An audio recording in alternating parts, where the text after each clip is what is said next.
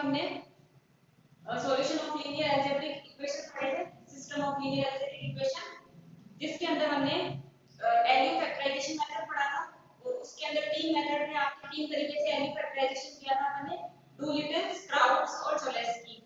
ठीक है, तो अब वही जो डायरेक्ट मेथड अपने चल रहे थे उसके अंदर एक नया डायरेक्ट मेथड आता है अपना पार्टीशन मेथड। क्या नाम है मेथड का? Partition method.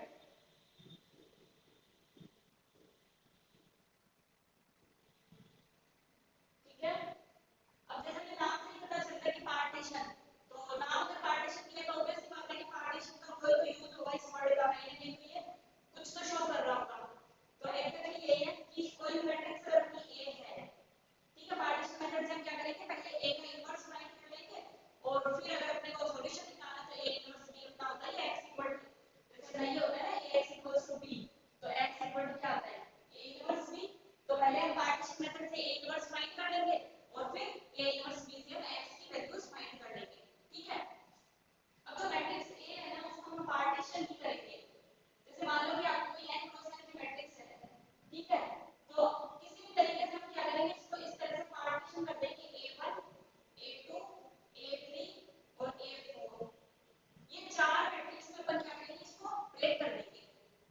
समझ आ गई बात? क्या कहा कि जो मैट्रिक्स है, मान लो कि एग्जांपल के बता दें कि 1 2 3 2 3 4 और 5 6 9, अगर इस तरह की आपकी 3 क्रॉस 3 की मैट्रिक्स है तो ये लो, यो इसका पार्टीशन हो जाएगा। तो ये a1 ये a2 ये a3 और ये a4 चार मैट्रिक्स बनानी है हमको। क्लियर है? उसके बाद क्या करना है कि हम क्या कर लेते हैं कि b जो है a इनवर्स जो है वो क्या है, b मैट्रिक्स है। a इनवर्स चाहिए अपने को, तो b मैट्रिक्स का भी हम पार्टीशन कर देते हैं b1 b2 ये b3 और ये b4। समझ आ रही बात? भाई a अगर n क्रॉस n की होगी तो b भी n क्रॉस n की होगी, क्योंकि b क्या है आपका a का इनवर्स है, तो b मैट्रिक्स भी आपकी n क्रॉस n की होगी, जिसको भी b1 b2 b3 और b4 सेम उसी ऑर्डर से जिस ऑर्डर में लिया, अगर अपन ने 2 क्रॉस 2 का लिया तो b1 के ऊपर 2 क्रॉस 2 की मैट्रिक्स लेंगे। ये अगर अपना बड़ी जो हायर सिस्टम के अंदर ये अगर आपका 3 क्रॉस 3 का होता है तो b1 भी आपको 3 क्रॉस 3 में लेना है। क्लियर? अब ये a आ गया और ये a इनवर्स आ गया, तो देखो कि हमें पता है ना कि a inverse equals to identity matrix होती है अपनी n क्रॉस n की। क्लियर? तो अब अपन क्या करते हैं, इस a और a इनवर्स का मल्टीप्लाई करा देते हैं, तो सिंपली अपन ये कह सकते हैं कि ये जो a मैट्रिक्स है वो इस तरह की मैट्रिक्स बन गई a1 a2 a3 और a4, और जो a इनवर्स है वो आपका कैसे बन गया b1 b2 b3 और ये b4। इस तरह से ये a और b मैट्रिक्स आ गए और इन दोनों का मल्टीप्लाई किसके बराबर आएगा, i के बराबर आएगा। क्यों आएगा? क्योंकि हमने b किसको कहा है, a के इनवर्स को b कहा है, तो a inverse equals to i होता है। ठीक है, तो चलो अब इनको मल्टीप्लाई करते हैं, देखो क्या बनता है a1 b1 plus a2 b4, ठीक है, और a4 b1 plus a3 b4, और इधर आ गया a1 b2 प्लस a2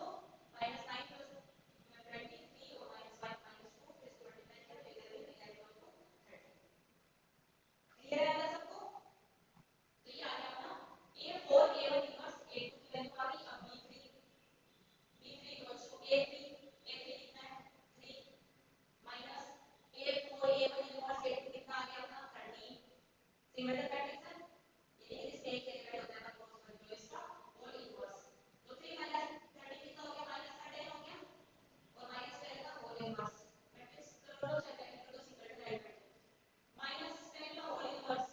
अब ये नहीं है कि माइनस 10 का होल इनवर्स मतलब 10 कर देंगे या प्लस 10 कर देंगे, माइनस 10 का मल्टीप्लिकेटिव इनवर्स देखना है तो माइनस 10 का मल्टीप्लिकेटिव इनवर्स इसका मतलब कि माइनस 10 को किसका मल्टीप्लाई करें यहाँ पर कि अपने पास में 1 आ जाए, तो ऑब्वियस सी बात है कि माइनस 10 को अगर अपन माइनस 1/10 का मल्टीप्लाई करेंगे तभी अपना 1 आएगा। ठीक है, तो b3 की वैल्यू फाइनली अपनी कितनी आ गई, b3 इक्वल्स टू एक सिमेट्रिक मैट्रिक्स आ गई -1/10। आई होप क्लियर है यहाँ पर सबको। अब b2 फाइंड करते हैं। चलो b2 के लिए a1 इनवर्स a2 और b3 चाहिए। a1 इनवर्स ये रहा -3 1 4 -1 a2 ये रहा आपका 1 और -1 और b3 यहाँ पर कितना आया था -1/10 सिमेट्रिक एलिमेंट आया था। ठीक है, तो -1/10 अपना बाहर नहीं चलेगा, या चाहे तो बाहर मल्टीप्लाई करने की बात है। चलो भी दोनों मल्टीप्लाई कर देते हैं, तो ये